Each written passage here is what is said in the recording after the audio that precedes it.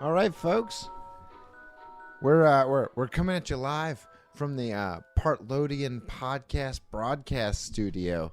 Man, it was a long trip to get here, all the way from the Partlodian Podcast dining room. Other end of the over here to the Beat Laboratory. laboratory. You know, well, it's funny because There's a lot going on in here. Well, it was like, man, for the longest time, this has just been unused space. But I mean, this was where we used to do a lot of recordings and stuff. I mean, it was me, you, Vicky. Was Chris ever a part of it? Was Chris ever? I mean, not with the drum set. It was basically just me, you, and Vicky. Yeah. Yeah, and then back during Everyday Life during a different time. I guess at one point it was just a little extreme, but I guess it was my panic room when I used to be married. But it wasn't that. What is it? Your man cave? Yeah. Yeah. It was my panic room. No. But no. Well, I mean, you could. You get work done back here, man. But no, it's I remember being back here. I lived back here before it was even the band room, and then it was the band room, and then it was just kind of I don't know what it was for you, but you've cleared a lot of the space out, and then it's become kind of like the new studio area. It was a music and recording area back then, dude, too. I'm liking the setup, man. I mean, what do we got to do? We got to worry about banging our knees into the fucking table here. But that's, it's a work in progress. Well, it was funny because, one of the main reasons why we wanted to kind of set up a thing back here is actually, I don't know what word I'm looking for here, but it's completely worthless because we wanted to have a space back here because a couple of recordings got messed up by people coming into the house and the dogs barking, right? And now, who's in the recording studio? I was going to say, we got part of the problem in here, and they're going to hear that What door. do you mean part of them? I thought both of the problems were in here. Oh, no, they're both. That one's laying out. Yeah. So you got Exxon there, you got Molly there, but it's fine because I was listening to a different podcast. Hey, not to sound arrogant, man. They gravitate towards greatness. Well, and it was kind of funny because in previous podcasts, whether we put the recordings out or never put the recordings out. I don't know about you, but it was like a real big distraction, they would see, some lights coming down the window and they would just go bonkers. Yep. But I was listening to a podcast today. It was actually Theo Von and Mike Rowe, from Dirty Jobs. Yeah.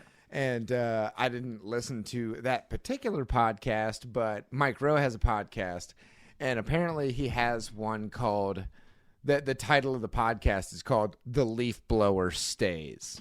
So he was doing a podcast, and wherever he was while he was doing it, somebody's out in the yard just doing yard work with a leaf blower. And he was like, you know what, Bucket? I want it to be real.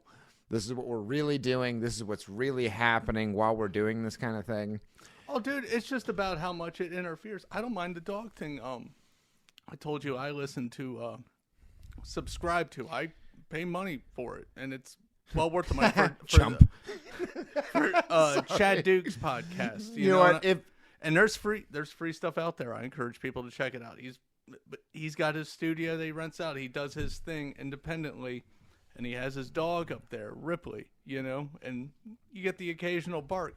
I think it adds to it, man. That was but for the most part, dogs usually just chilling out, kind of like right now. Like I said, all it's going to take that door's closed. They don't see what's out there. So all it's going to take is the refrigerator right through there. The refrigerator? Oh. No, the vibration of the door opening and closing. We're not going to feel it. They're going to feel it in their paws, and they're going to go bonkers. Yeah, man. But over the holiday weekend, it's Christmas is past, but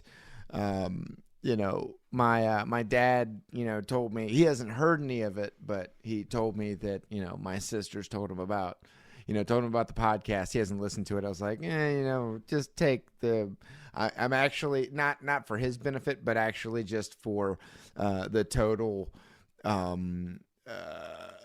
broadcasting experience. It's like, you can use the F word, and I don't know why I'm saying the F word, but fuck, bitch, shit, whatever. Those are sentence enhancers. Fuck. But dude, my mom cusses all the time, and she listened back. She was like, "You all drop a lot of F-bombs." I was like, "Why say it? I just say fuck, mom. You say it. Who do you think I learned it from?" Well, and you know what though? Those are sentence enhancers. If anybody ever saw that SpongeBob episode, but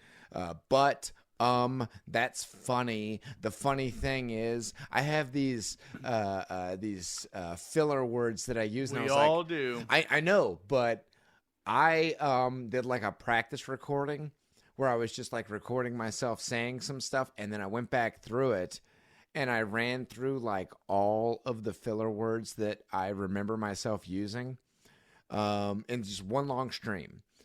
And it took up about 15 seconds just going through them one time. Was one of them but that's all of us, dude. That's funny. It's weird, and you go through those. And it was about 15 seconds to run through the whole gambit of filler words that I used, just the ones I could remember off the top of my head. And then I was like, I wonder how many times I use all of those in a 1 hour podcast. And then I was like, geez, out of, let's say our average is anywhere from, let's say 45 minutes to an hour and 20. How much of those are in 15-second chunks is it taking out? Like, man, these people must really only be listening to, if it's a 45-minute podcast, it must be 35 minutes of actual content, and the rest is, but, like, so I'm trying to work on that. And I get that, but I got to ask you, because some things are different, and it's a little more extreme. Would you have and you know what? I hear you. I'm my own worst critic. I dissect my own shit. There's a million things. Sometimes it's just my voice, and I can't help that. But what's worse, using the same word or having phrases, which is multiple words that you repeat constantly? Bazinga! Yeah, that's the ticket. At least that shit's funny and stands out. We know it from talking with certain people in our lives, and that's not even doing a podcast. And there are some people that have certain phrases they repeat a lot, and it stands out a lot to where it will do that with me, and I have to take a breath. It's a little different when you're putting something out there for somebody to consume, because they're going to turn off quicker because of that. Yeah. I would say one word, I guess every other word, if it's like that, you got that word every couple words or something. Maybe that's a little different, but repeating a whole phrase, repeating a certain cluster of 4 or 5 words together in a phrase or sentence. Yeah. That's exactly what I'm talking about. Because I'll tell you one, and it's one people use a lot. I'm not gonna lie, man. We've all done it. We know people sometimes who use it a lot. I ain't gonna lie. I believe you. Yeah, man. But no, if you're talking about phrases, if folks at home, if you want to go and listen to our previous broadcasts, if you really want to get fucked up, you don't even have to get like a high proof alcohol. You could just have a sip of beer every time I say. It's weird though, right? And there's that chance you're taking a sip of beer. Well, no, with the podcast, it's probably a mixed drink. You're probably taking a sip of mixed drink. Yeah, like you're holding your glass there. No. That's I'm beer having, in that glass. I'm having a delicious Guinness. And this one, and I've done it too, but one of the ones I noticed you use when you hold up a glass, everybody's got their little, look, man.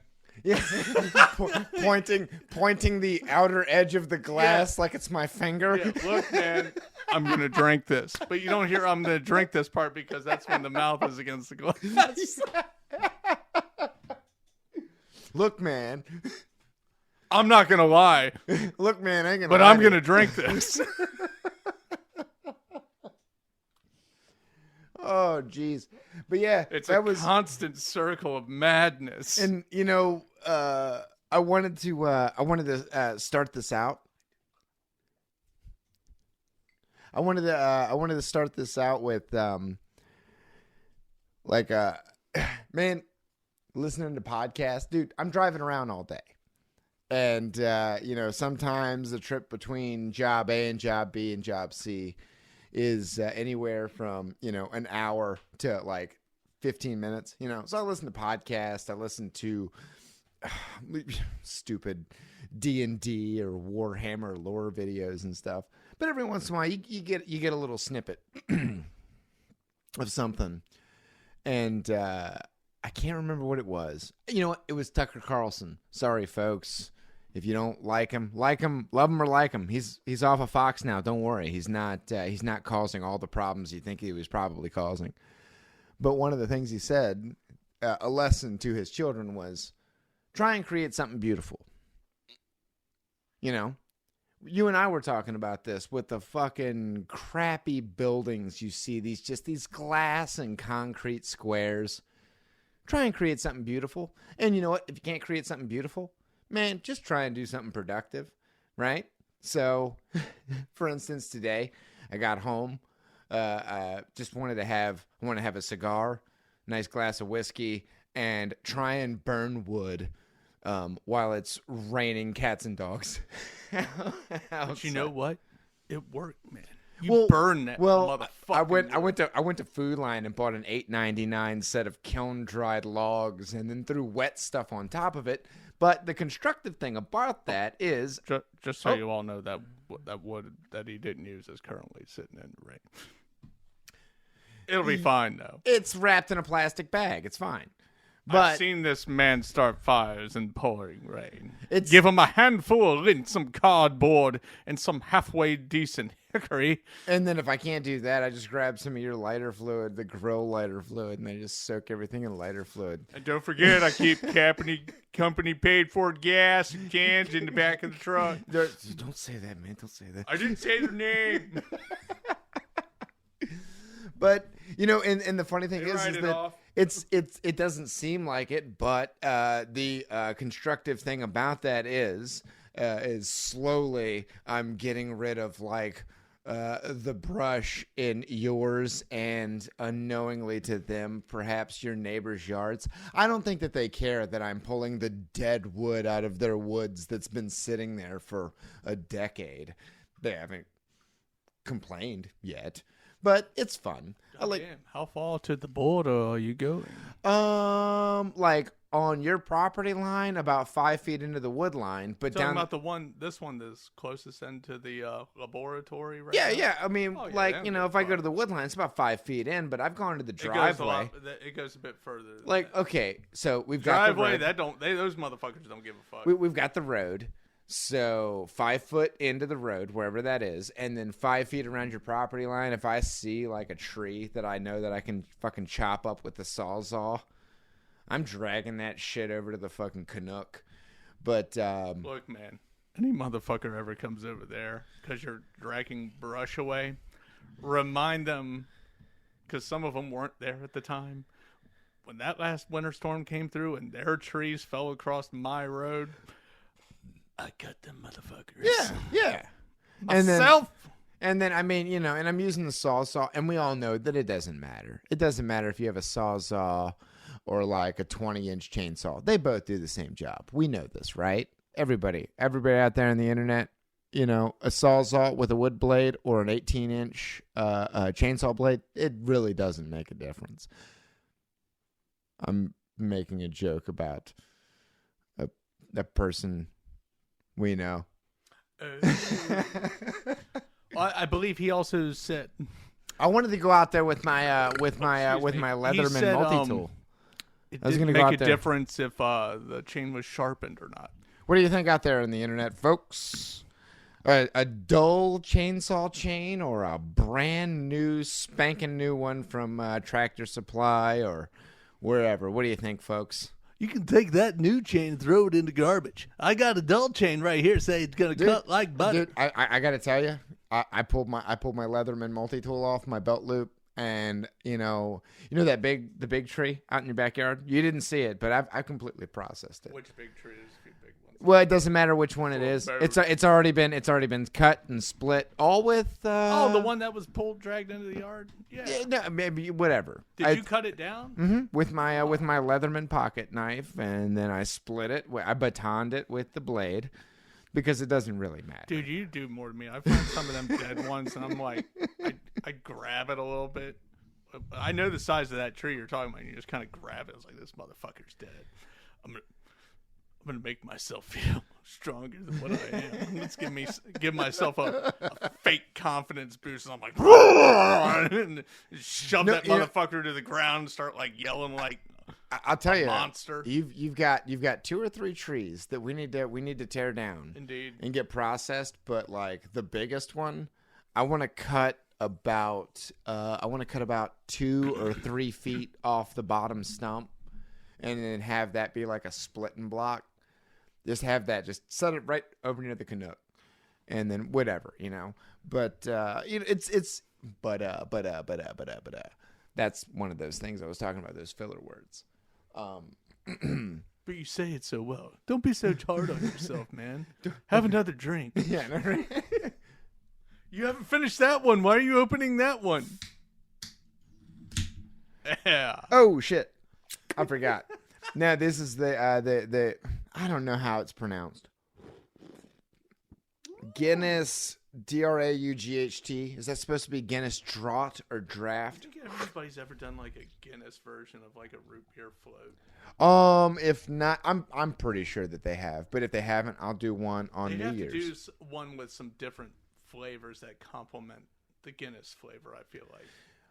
Dude, I don't know, man. You Maybe know what? Some creamers, because it tastes like fucking coffee. Guinness, man, I bet you a Guinness float with like coffee ice cream would be delicious. Ooh, oh fuck, man. We'll do it on New Year's with the steaks. Fuck yeah, man. Hell's yeah. God damn it, man. Hey, I told you. Always a day, always man. Try and make something beautiful. We're gonna make something beautiful. Ah! It doesn't have to be permanent, but I will tell you, I wanted to make that bench. I think I can still make it. I think I can still make it with the 6x2s, but I'd really like to make it with 8x2s. I need an 8-foot board of 8x2 and an 8-foot 2x4, and I can make that bench. But even then, you look at it. This is without and by the way, awesome Christmas gift, man. The woodworking book. But you sit there and you make something out of like boards that you get, whether you get them from Lowe's or whether you rip them from a construction site or whatever. You look at it and you're like, this is just regular pine, whatever. Okay, well, take that pine, put it together, make it the way you want to make it, sand it down, sand those rough edges down, maybe round some of the stuff down, grab a t-shirt or a rag, dip it into some, dark walnut stain and rub that stuff down, and you can make something that, if you just had it naked wood, would be serviceable. Can you sit down on it? Does it work as a bench? Awesome. Dude, sometimes but then using the scraps almost makes it more convenient, man. Dude, sand it, stain it, shellac that shit, and you got something that looks like store-bought. And I guess it was because it was trendy for a time. I don't know. Maybe it's still a thing. It should still be a thing because it works good as fuck. But maybe it was because that's when Dave was messing with it more. But there was it was out there a lot more with people doing stuff with pallets 10 years ago. It was a fucking thing. That table that you have is awesome. Dude, that inspired me. Dude, I remember going over there and I saw it twice and I was like, Dave, are you going to sell that table? He's like, oh, I don't know, man. It's all uneven. I know what he's talking about. It's uneven, but he sanded it down. It stained, and then he put little caster wheels on it and shit, and it just looks cool as fuck. It's the coolest table. I used it back here when this was a music area, when this house had different people in it. It's what it was. Now it's out there. I love that little fucking table, and he looked at me, and he was like, $25? And I was like, holy fuck, dude. Dude, 25 fucking bucks. I love that goddamn table. That table inspired me, and then also crushed my inspiration at the same time. How would it do that? I grabbed some pallets from work, and then I was like, no problem, man. I got a cat claw. I got a hammer. I'll just pull these planks off. No problem. Dude, I mean, you know what? I should have asked Dave, like, hey, man, how did you go about removing the boards from each pallet? Dude, I've ripped up every single board. Do you have a pry bar? I have a crowbar. I have a cat claw. I had all these different things. You know what? And maybe, like, if I had asked Dave, like, you know, he would have looked at the pallet that I picked from the shop and was like, nah, man, you can't do that. Those boards are too thin, man. You got to get those Walmart pallets, you know, that are like, you know, whatever. I should have asked him his opinion on it. I was just like, I'm going to grab some pallets from work. And then I was like, you know what? This isn't working. I'll take my jigsaw, my Hyper Tough Walmart brand jigsaw, and it took me about 40 minutes to saw through like 3 boards on one pallet. Why didn't you get a different blade if you needed one for that sawzall? That seems like it would slide. Well, that's right the thing. in. I didn't have a sawzall. All I had was okay. I thought you said you did here. all I had was a jigsaw. I don't have the circular saw like I have now. You have the sawzall. You know, I could grinders. Yeah. I didn't have the tools that I had at the time. I thought that I would be able to just go at it with a cat claw and a hammer and pull the boards apart and then make whatever I needed out of those boards. But you need more tools. And even trying to make that bench, I had an 8-foot plank of 6 by 2. And then I had what I thought was an 8-foot chunk of 2x4, but it wasn't an 8-foot chunk. And the chunk that I did have had about 4 inches of split wood on it. So, you know, it's one of those. But was it the good wood? It was pretty good wood. Good wood. But I'll tell you that you can make it good though. Finish that shit or paint it several times depending on what you're doing. Well, the 2x6 is perfect, and I can cut that into 2 4-foot planks and make the bench. The 2x4, the measurements that I needed are 15.5. I needed 4 15.5 sections by 4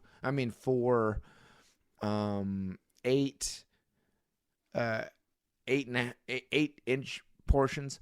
And I was like, you know what? Maybe I could cut it down. Instead of doing 15, I could do 12. But I'm thinking, you know what? I want this bench in your house to be up against the door where we take our boots off. What's the tallest boot that you have? It probably comes right up to the back of your knee, about 13 to 14 inches. Yeah. You can't kick off those mud boots on a fucking 12-inch leg, you know? So I was like, I need that 15.5 inches. I need those extra 4 inches. Yeah, I step on a hill, but that's probably not good for it. Well, you know, whether it's that or whatever, you know, the whole idea was that you would sit on the bench, take your boots off, put your boots underneath the bench. It's a nice place to put your boots. It's a nice place to sit down and put your boots on, take your boots off, and then go out there. I mean, I get up. I mean, dude, you've seen it, you know. Well, I don't know if you've noticed why that is, but it'll be in the morning. I get up for work. I'll take a chair out of the dining room and then just kind of plop it in the middle of the wood floor. That's because I want to put my muddy boots on from the night before. Oh, that because you got the ones with laces though too. So, well, I mean, whether you're slipping them on or whether you're lacing them up, it's cool to just be able to sit someplace, slide them on, put them in a nice, you know, the bench becomes a nice cubby spot for everybody who lives here. It could be right there by the window. Yeah, but I could just make it just as the specifications show, but I have a small can of like dark wood stain from when I made that when I made the 2 dice boxes that Eric never used, but that's fine because I made one into a nice fucking tray dice box, and now the other one that I made for Eric to roll dice in, I keep my gun and my cigars and shit. I'm not making that bench. I gotta get on that fucking front porch I've been delaying for the last 2 years. Man, and you know what I was thinking But about? you know me, dude. It's not going to be. I can't do wood, man. I don't want to do wood, so I just need to get the material here. Well, dude, just you know what? We'll have to. I need my big Legos. We'll have to defer to somebody who does wood, but you can put the footers in, man. Right? I could put the footers in, but do you want a brick stoop? Yeah, dude. Fuck yeah, man. You want a brick stoop? Fuck yeah. And then I want to break pizza. Yeah. I need to stop getting high. Why? That sounds funnier. It sounds worse once I go stop drinking so much. Build a pizza oven. But, no. Hey, man, you know what? The pizza oven's It's one getting thing. the material here. But the material's here. Because once that shit's ripped down, it needs to be put back up. Though I have temporary solutions if it needs to be put off a day or so, which it will be for at least a day because of the foundation. But anyway, I've got basic ideas. If I had the material here, I could slap it in real quick. Man, I was squishing around out there, man. Having a drink and a cigar, watching a fire. And I was over at one of my customers today. And it was just a rainy day, man. So I was able to kind of take my time with my jobs. But one of my customers, not Cristobal, Angel Aguilar. And he's got a paved walkway to his house. And some of it is the 12-inch by 12-inch paving stones. Mm-hmm. You know, like you have. And then some of them are like, I guess, maybe 6x6 paving stones. And, you know, man, I know he's probably like Danny that we want to get on here eventually. He's, you know, I know that he's done welding work. I know that he does. Well, currently he runs his own landscaping company, but it wouldn't surprise me if he's done plumbing, if he's done electrician work, if he's done, if not necessarily masonry work, then stuff like the kind of landscaping for like paving stones and stuff. It's awesome. Everything's flat. Everything looks nice. He's got a brick border with stone pavers in it. And I was like sitting there squishing around in the mud by the Canuck, and I was like, just not even something as elaborate as what he did, but I was like, I bet you I could talk Jimmy into getting like, you know, I'll go halves on it with you. Just get like 12 by 12 paving blocks. Oh yeah. Digging some stuff out, putting some sand there, but then I was like, how close is that to the stoop? Is that going to fuck up his potential brick stoop? Well, no, it could be working together because it all needs to be fucking done. But it's got to be brick. Yeah, dude, or stone. When I first came here, I found like a 1x6 and just cut it to shape and then drilled it into the bottom step, and then I stuck a brick underneath of it. Blows me away. My parents' house, man, the backyard, and then that front, especially the one at the front. Those by the patios, kitchen, man, are awesome. The one by the kitchen, he did that shit. He did that within the first 6 months of living here. Like, fuck yeah, when we man. moved out You this way, there was just a little two wooden step where that fucking kitchen door is. You just grab a clutch of bricks every other day. No, he had a truck coming. But that's the thing. They had a bunch of leftover brick at a job, and they dropped a bunch here, and it was enough to do all that shit in the front yard, the shit in the backyard, and the shit inside the house where they put the wood stove in. I just remember helping you with that flower box. Mm-hmm. Was it your uncle? The flower box? There was a flower box. Oh no! That was those people we played the New Year's party for. Yeah. But me and my dad did a chimney. But they weren't related to you at all. No. Okay. They were just friends. But I remember hauling those bricks to you a little bit at a time, and that awesome ass clamp that you. Oh yeah, the brick tong. Yeah, that thing was awesome. Clank. It's like, and you carry like 11 or 12. Yeah, at man. once. Yeah, just put like 10 bricks in the back of your truck every other day, and then all of a sudden, hey man, you got a patio. Yeah. Needs to be done. At this point, doing it yourself, though, you get a deal on the brick. If I had to pay for them to get them here, I would do it. I just need to do it. Hey, man, come on. Got multiple designs in mind. Come on, man.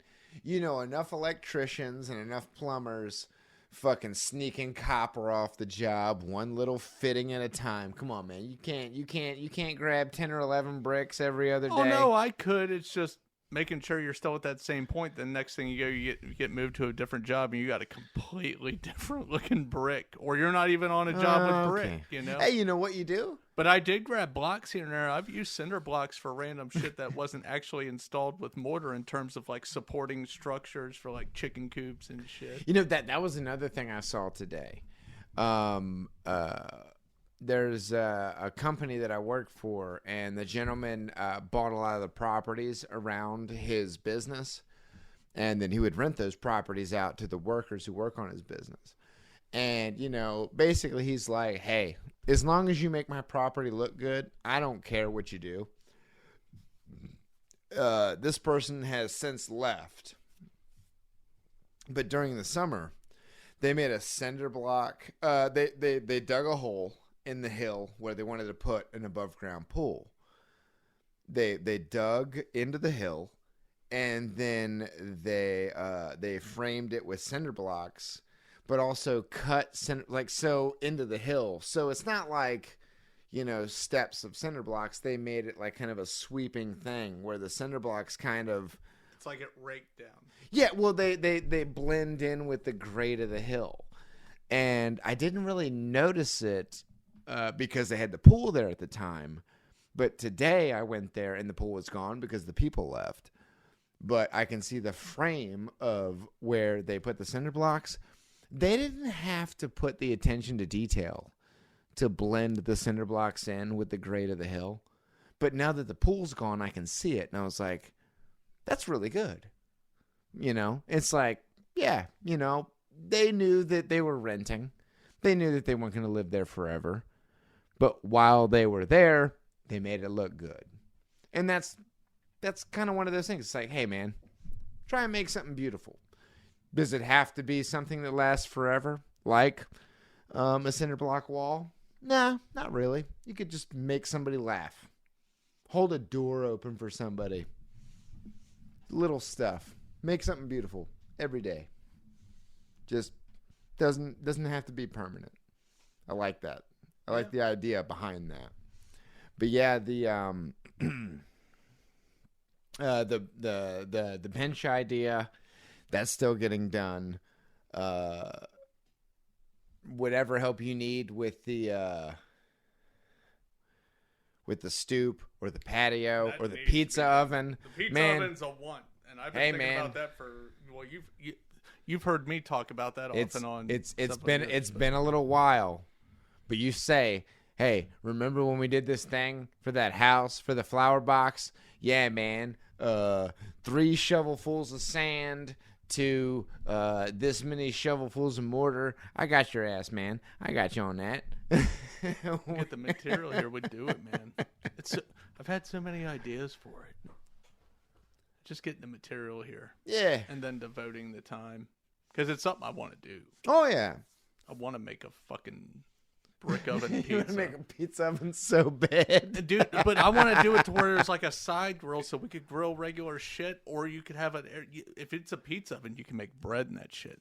Yeah, I was going to say, pizza ovens. Make it so it's broad if it's worth doing, but it's so easy to where you could do it. Dude, because I've looked at designs and come up with my own for the way the fire between a pizza oven flows. And a bread oven is the amount of coals and the amount of time. And time and the way you got to see it. Yeah. it's old bread. Yeah, but no. But to have like a side grill part or something. We're like, well, what do you want to do? I mean, you could make a back to it where you just shovel out the old coals and just fucking throw them in a can.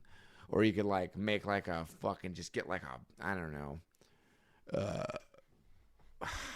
Man, I don't know if I'm just talking out of my ass here, but like a fucking 1/4-inch fucking steel fucking plate on the back that you just pull down on a hinge and you just push ashes out the back. It's easy to like you can buy those doors for that stuff. You know, clean out doors and stuff like that. Yeah.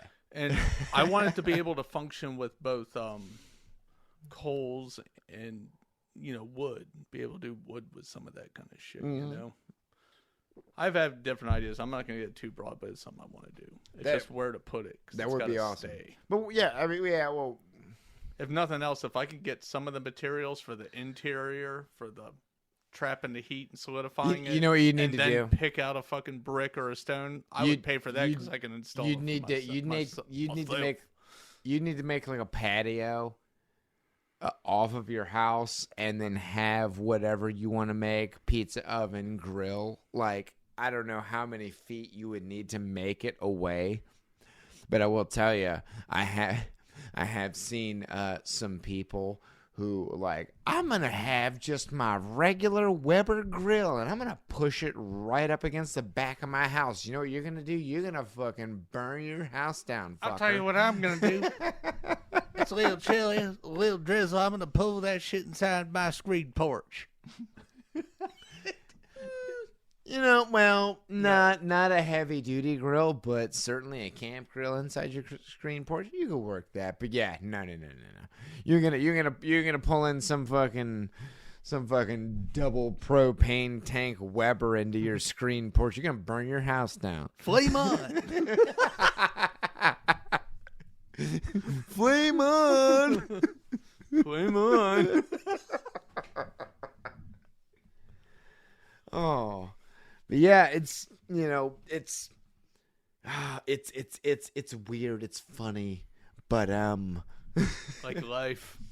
No, hey Ryan, not to be abrupt, but if you feel like talking to the listeners or taking a short commercial break, I've got to do something just for a second.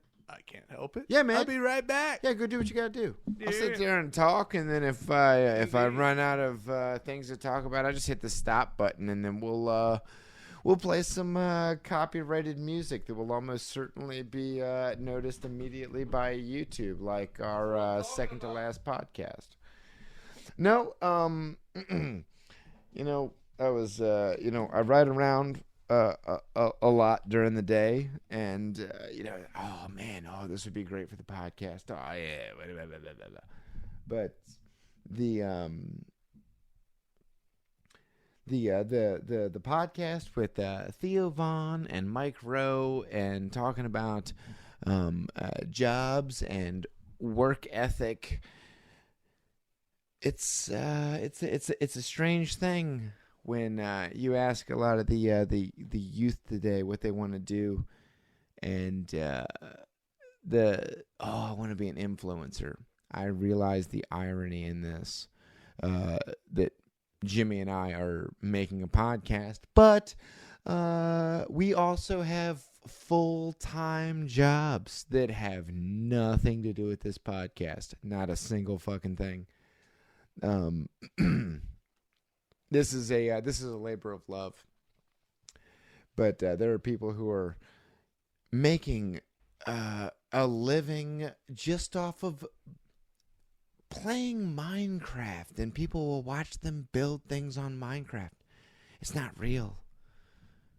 It doesn't exist any further than the internet, and we want so bad to make the most amount of money with the minimum amount of effort. Hey, shit, it's the American way. But, God bless America. Nice, you're back. No, what I was talking about. What I was talking about was, some of the podcasts I was listening to today. Like, if there were a theme to it, it would be like in the past year. That there's. You hear about all these places that are hiring, but then also you hear about like this super high unemployment rate, and you want to say like, well, maybe it's that people are lazy, or maybe it's that people don't think that the work is commensurate with the pay that they're getting, And so when I talk to people about it, like, what do you want to be? What do you want to be? Especially young people. I want to be an influencer. And then I was explaining the irony of what we're doing right now. But then I'm like, hey, you know what? This is a labor of love for us. This is something that we wanted to do we figured we would fling our opinions out into the internet, but it didn't really matter because at the end of the day, we have day jobs. If this totally fails, it doesn't matter. We've got something to fall back on, our skills, our trades. You know what's funny, though? Influencer. The term's so broad, though, man.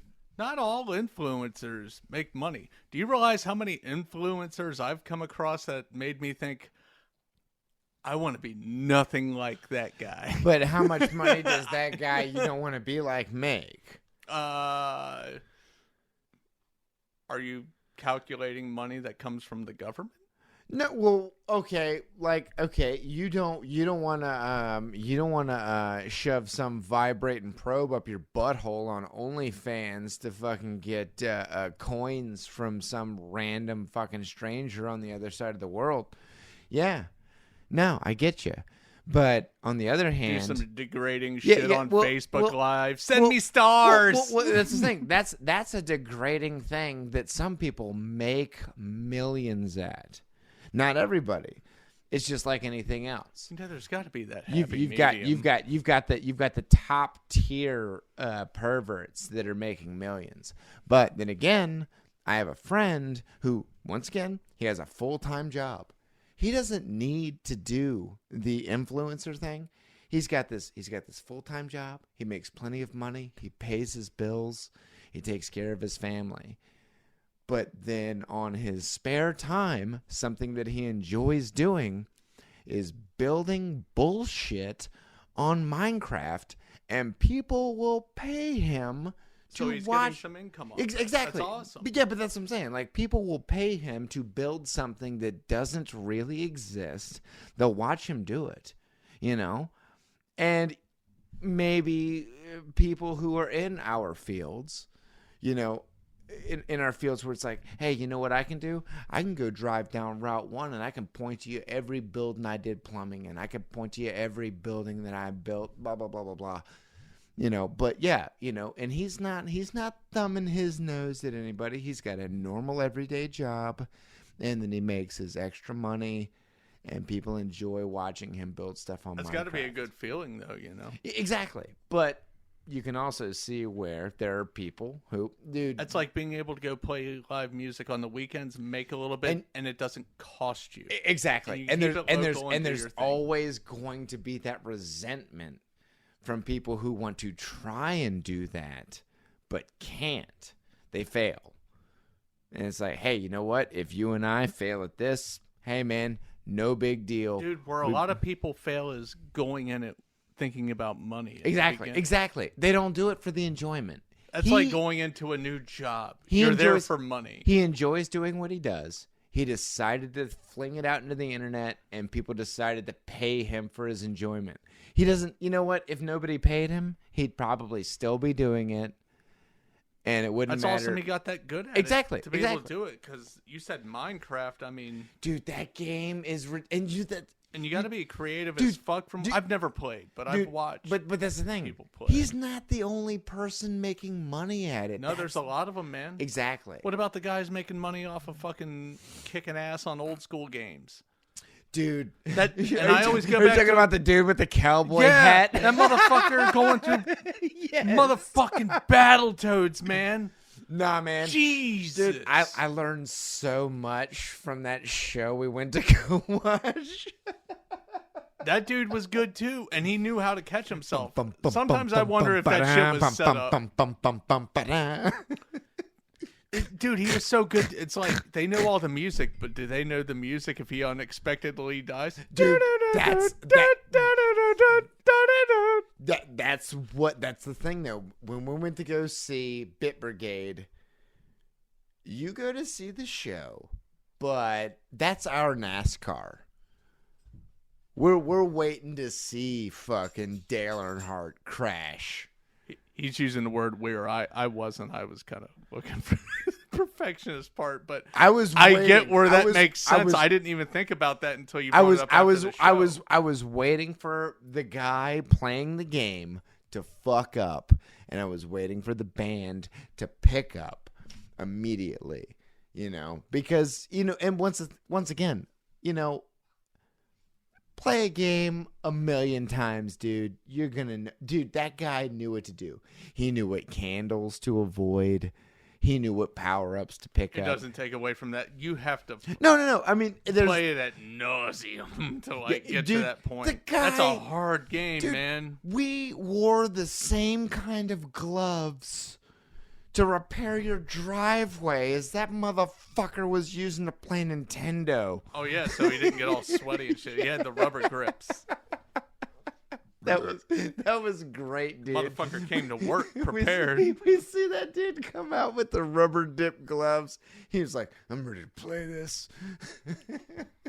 I really wish we could have caught him last year when they did Mega Man 2. I love this show, but Mega Man 2 is one of my favorite soundtracks. And I got to tell you, and I understand that from your point of view, Double Dragon, the first one, you know, that was an awesome one. I would have preferred the Revenge. Oh, I know that. And they play it well.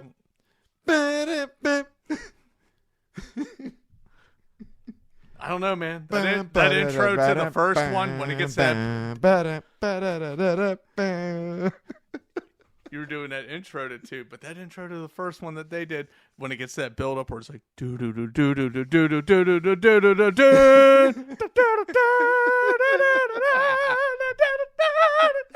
Anyway, no, but it was like, yeah, goosebumps. But you know what? I will say though, one of the things that for Double Dragon and Ninja Gaiden, like, man, I was not expecting him to just rip through those bosses like a bag of rice, dude. That part, it got to a point where it almost bummed me out. That's humorous, man. Well, that's the thing.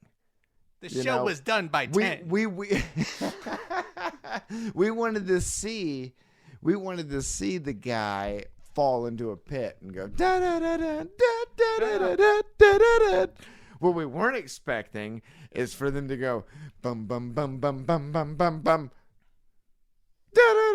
And just like he just immediately ripped through the boss and then had to go from like the first 3 notes of the boss battle to the next song. Like that was where it was good. I love what they did, but the way you're bringing their stuff up right now, they're very choreographed, and I hate using that. Really?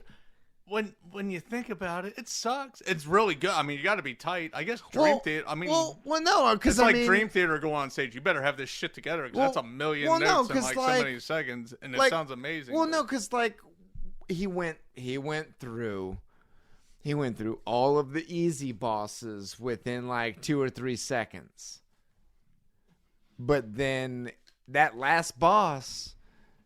He didn't have any of the power-ups that he wanted. He had to take that last boss on. You know, and that was when it's at that point. That was where it was different, and that's where it's like, because you said he lost life. Well, he lost a little bit of life, but that was the thing though. You want to see that fucking hag who's throwing the wooden swords on the top of that platform to knock him down into the fucking thing. But he's got that power up, and he's just ripping through everything, and then he rips through the bosses. And you know what? Maybe they expect it. Maybe they expect it through levels, 1 through 6. But you get to that final boss battle where there's nothing he can do. He does not have that power up. He has to play the boss the way that it's intended. He's jumping up in the top corner and hanging out there. That's a hard fucking game. Yeah, and he has to go through the patterns. And they were playing the song. And you know what? Maybe the show we saw, he beat the boss in 2 minutes and 5 seconds. Maybe the next show in Maryland, it was 2 minutes and 15. That's true. So that's where the difference is. Maybe we don't get to see the NASCAR crash. But what we're seeing is the NASCAR success where Dale Earnhardt doesn't crash into a wall, but he actually breaks the fucking record at RIR, and it's one of those, those strange things that we wouldn't know unless we saw multiple shows. And it was a very unique experience. You know what? Guns N' Roses probably plays Guns N' Roses songs to the T every single time. a little bit of flourishes for the crowd, whatever. But there are certain bands that can get away with doing that. I will totally go watch Metallica to play Metallica, dude. Exactly. Okay, well, here's a good example. Here's the perfect example. Maybe not pay that now, but... Here's the perfect example, and maybe a lot of people won't get this, and I don't know this from personal experience, but the difference between a live show of your favorite band, us going to go see Bit Brigade, and then Jay Leno, right? Jay Leno's a stand-up comedian. Jay Leno made his bones off of the Jay Leno show. When he did stand-up comedy, he did the same act over and over and over again.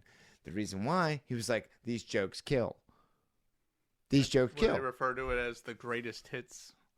It's not even the greatest hits. You gotta still add in. He was like, no. He was like, no. Don't save your last joke for the next show, because there might not be a next show.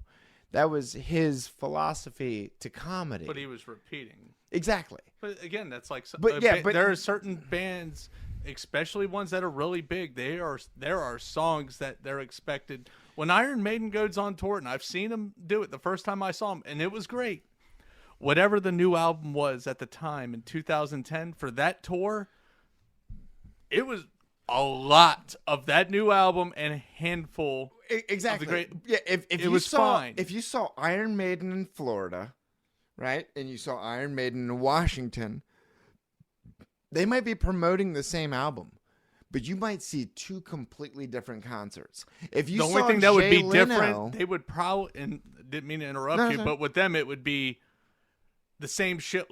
When it's a new album tour, it's the same shitload of new songs, the same batch of those, and they probably rotate the classics. But like still, say for that tour, because it was so heavy on new stuff, where you play Number of the Beast, the next night you'll play Run to the Hills instead. Exactly. You know what I mean? And the thing is that maybe there's some differences in the programming, but even in the programming, you might have the guitar player add an extra little flourish, maybe the drummer does a little bit extra long of a solo. The Iron Maiden show in Florida and the Iron Maiden show in Washington, even though they might play the same songs, even in the same order, would not be the same. If you saw Jay Leno play in Florida and you saw Jay Leno play in Washington, you're going to get the same show, no matter what. And it was because it killed, and you can't knock the guy for it. I mean, the guy's a fucking Brazilianaire, you know. He's got a bazillion different cars, and that's what he wants to do. He's retired. He's happy. He's fine. But then with like Iron Maiden, because I believe the time you came with us to see. Oh yeah, dude. I believe it was a time where they weren't promoting an album. That was that second time. I've only seen them twice. You were there with us the second time, so they were just going out there. Putting together, and they're the type that a lot of those bands will change the sets up between shows. Metallica does too. Some bands don't. That people won't follow them as much, I guess. But we got a good set. I mean, it was a good set the first time I saw them, but that second time when you were there, I guess maybe it's because we got the Trooper that time. You want to hear the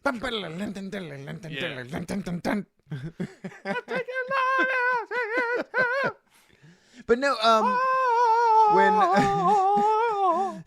when Leslie bought me those tickets for Pete Holmes, you know, I didn't care if it was or it wasn't, but I didn't know until we got to DC. I saw it. It was like they made a point to say it, a complete new hour of stand-up. I'd never heard any of the jokes that he had made before, and it was fucking awesome. Cool. Yeah, well, and that's one of those things that you want now with stand-up comedians. It makes it an on-IQ experience. Maybe that's why so many people followed bands like The Dead and Fish so much. Exactly, because it was a different experience. Yeah, you weren't gonna. Yeah, and you'd recognize the songs, but you're not. Who knows where the jams? Exactly. And the so magic's I'm wondering if our version of Bit Brigade in Richmond was any different than Maryland or, fucking Richmond, Kentucky, or wherever the fuck else they were playing in that little small section of time.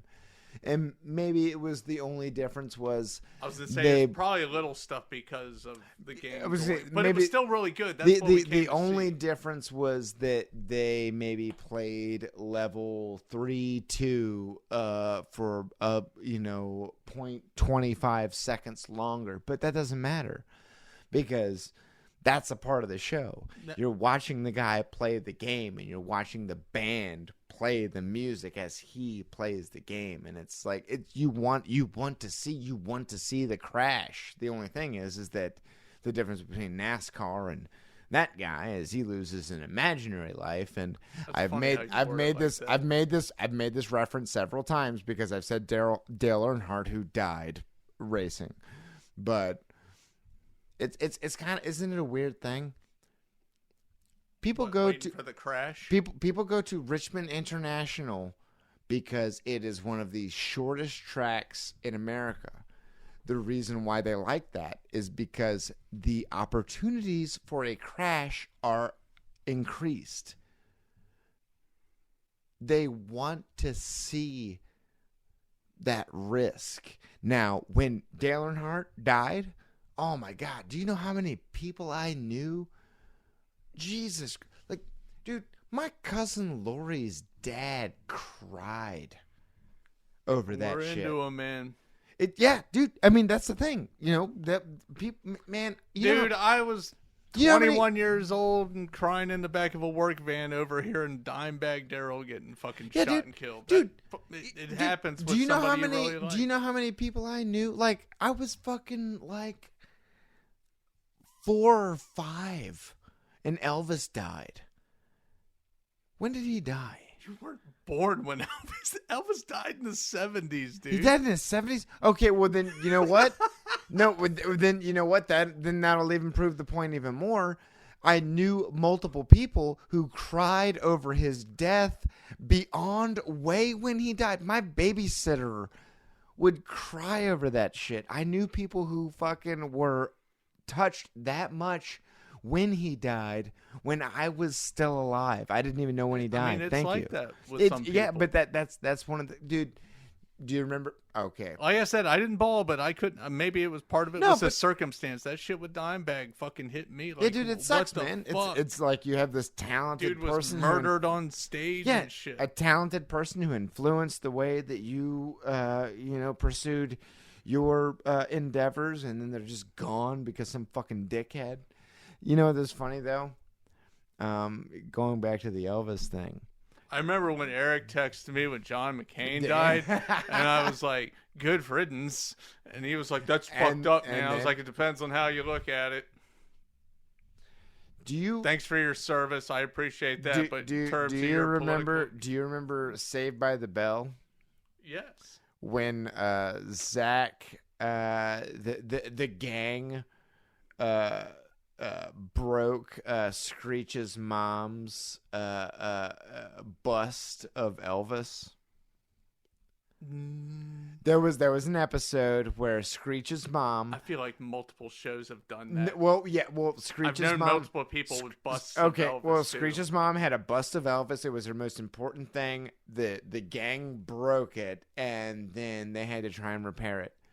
My babysitter had that bust of Elvis. Was it a bust or a lamp? Because I've known multiple women that had like ceramic. Yeah, Will's mom had a ceramic lamp of fucking Elvis. Fucking, I believe Ruth had like a ceramic thing of Elvis.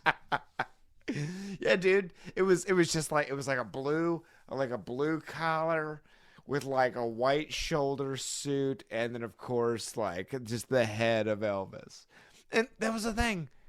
It was ceramic. It's not like they didn't mold Elvis's face. It's Elvis. Yeah. Well, man. It's the king, baby. It's the king, baby. Oh. In the ghetto. Hey, man. And you know mama hey, man. You can say it was one of those things that was like, I don't get what's so great, and then you dive into some of the Elvis stuff. He had some good songs, man. Dude, I rolled my eyes at the people's infatuation with fucking Neil Diamond. You know what? There's a couple. I was like, this is a good song. Yeah, man. I'll tell you a really good example. And you know what? There's no shame with this one. God damn it.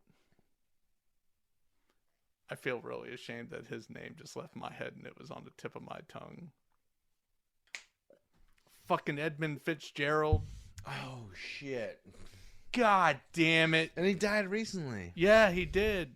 Fuck. I feel really, it really sucks because I really like his music. Damn it. Hold on. I got to find his name real quick. Pull that shit up, Jamie. There's probably, if somebody listening to this ends up hearing this, probably rolling their eyes that knows who he is. Fuck. Fuck him in the ass.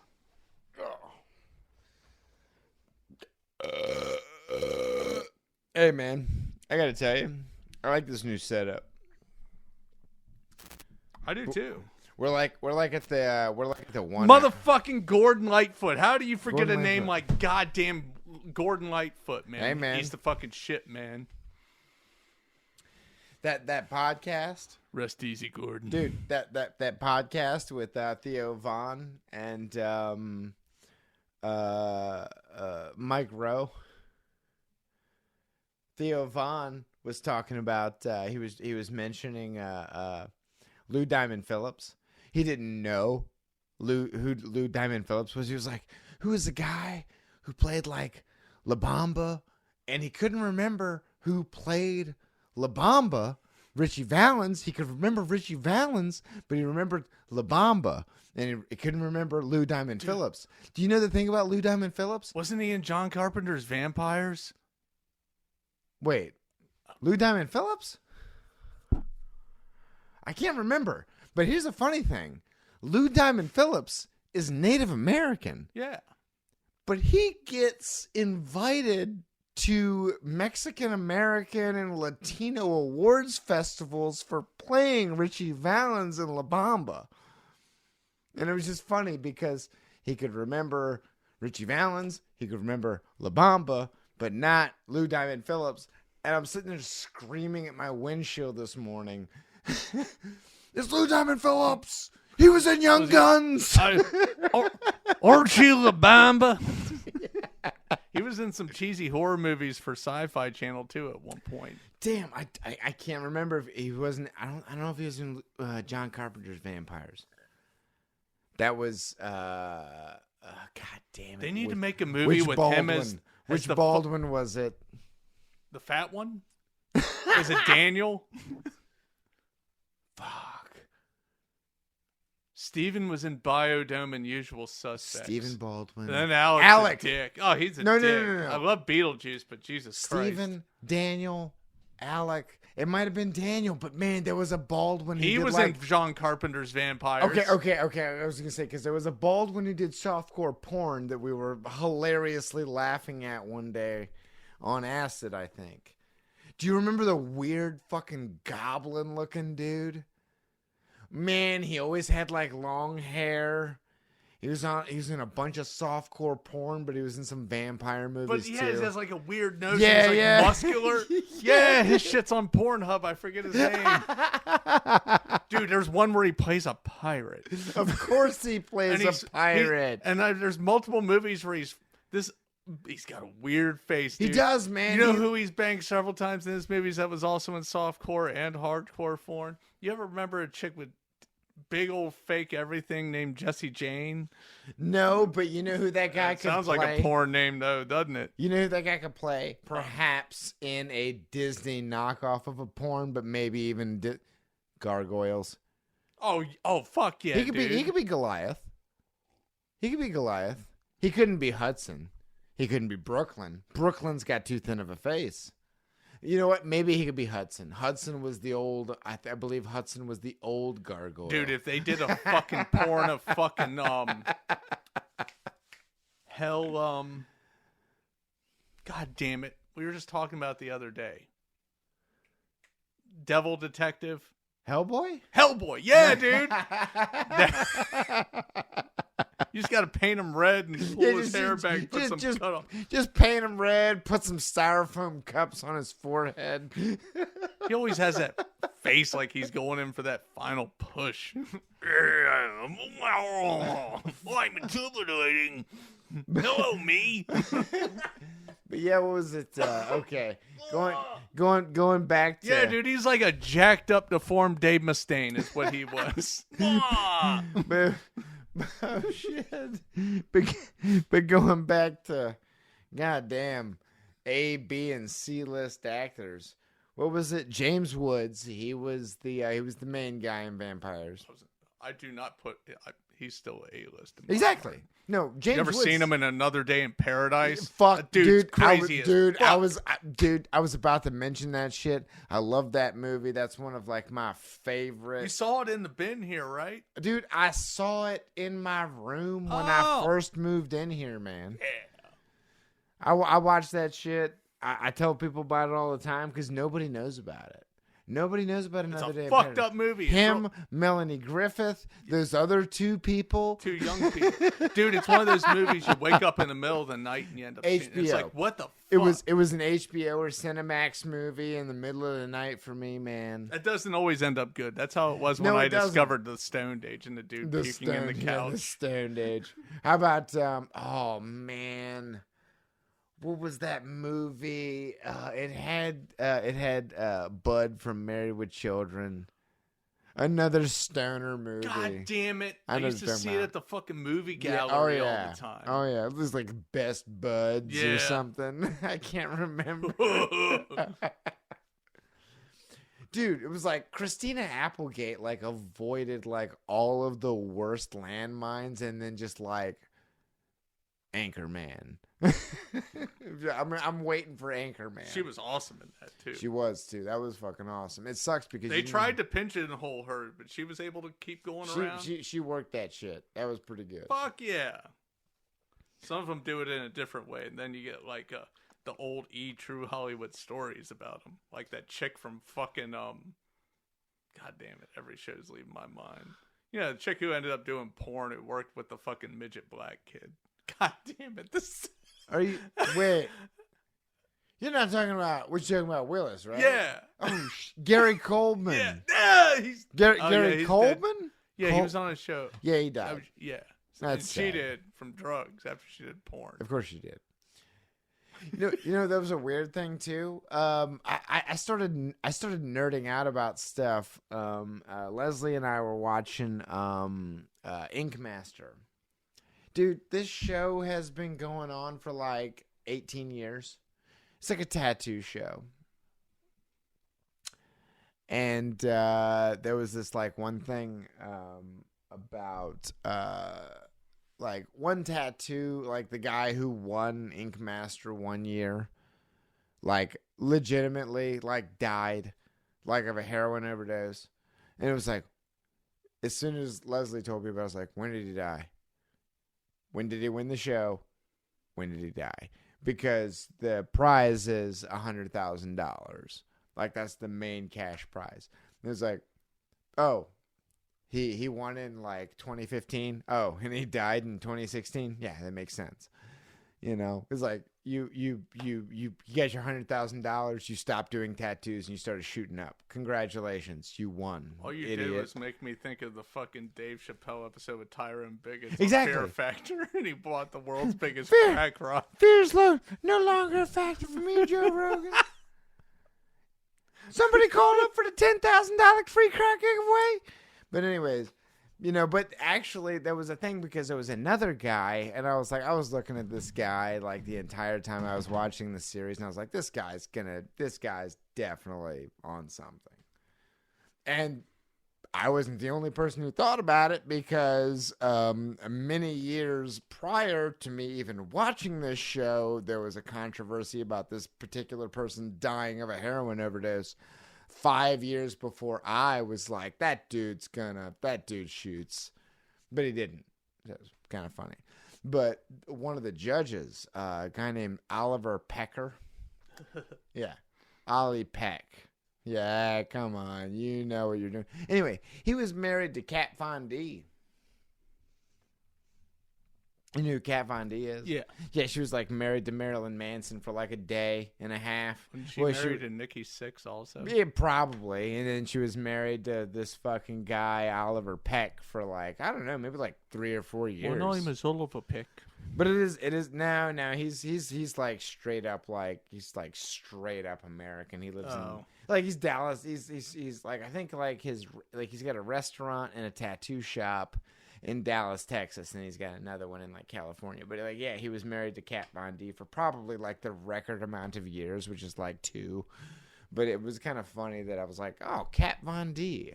I haven't heard her name in a while. And then once again, it's one of those weird brain things where you don't hear about anything for a while, and then all of a sudden you look in like YouTube, and YouTube's like, hey, you must be a psychic because look who we've got. Like everybody you haven't thought about in a while. Look, they're doing podcasts with random jerk-offs from this other thing. And yeah, like I think Kat Von D did a podcast recently. It's just weird how stuff like that connects. Get out of my brain. There was another thing that was weird like that, but I can't remember it. It was, man, I've got you. I've got Leslie, I've got Rick, I've got Andy, like all these people fucking throwing shit into my brain, and then I just assume that like if I don't have an RFID chip in my brain, then it must just be immediately picking stuff up from my iPhone, because it's weird the conversations I have with this small circle of friends that I have, and how quickly it connects to things that I see on social media. It's very creepy. Always watching. Oh, yes.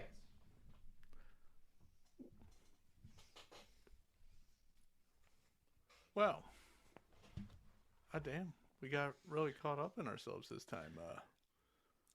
We'll have to keep some of this stuff in mind, man. Maybe continue this a different time. Man, I know there's some stuff going on, and I super duper digged everything, and I tried to be real careful not to throw, well, the normal filler words, but also mostly the obscenities.